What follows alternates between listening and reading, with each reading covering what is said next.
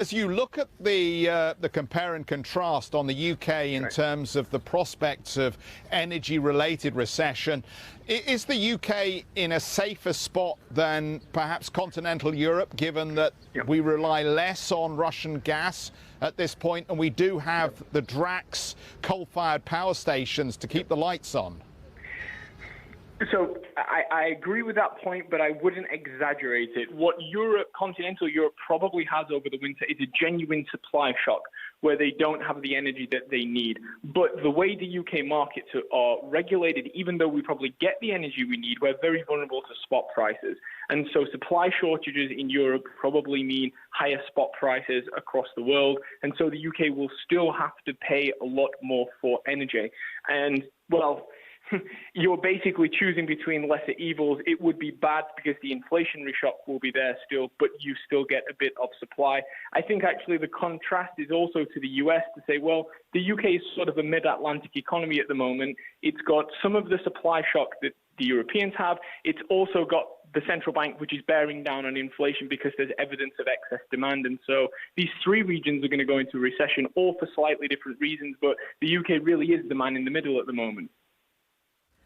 Kallum, Rosanna joining from the studio here, and let's just talk a little bit about tax-cutting strategy. You've mentioned it a bit there, but Sunak and Johnson together, they announced tax rises worth 2% of GDP in just 2 years, what a Labour government did in 10. They were known as the sort of tax-raise conservatives.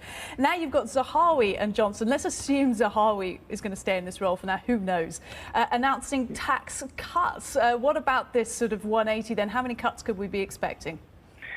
It really depends where the tax cuts are. If the planned rise in corporation tax doesn't go ahead, that's probably not a bad thing. What the UK needs is actually more supply.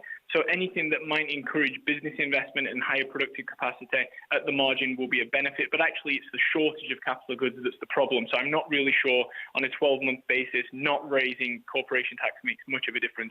The danger here is that governments will be tempted in the UK and elsewhere to try to cut income taxes or lower VAT or any of that sort to try and essentially raise the purchasing power of households. That is a bad economic policy. We have a lack of supply, not a lack of demand. The economy is growing very rapidly in cash terms. So actually what you don't want to add to your inflation problem is a deficit problem too. The best policy here actually is marginal tax increases until the inflation goes away, and then to try and increase supply through some deregulation and perhaps some targeted tax cuts.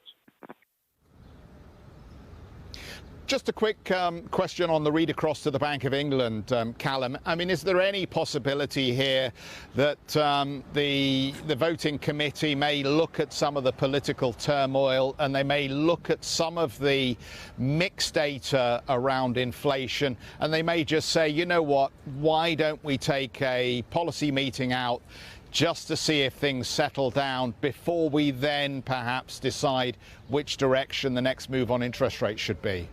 I think that was probably the argument 3 or 4 months ago when these China and Russia shocks first happened and pushed inflation higher. The question then was, do people become very pessimistic and stop spending?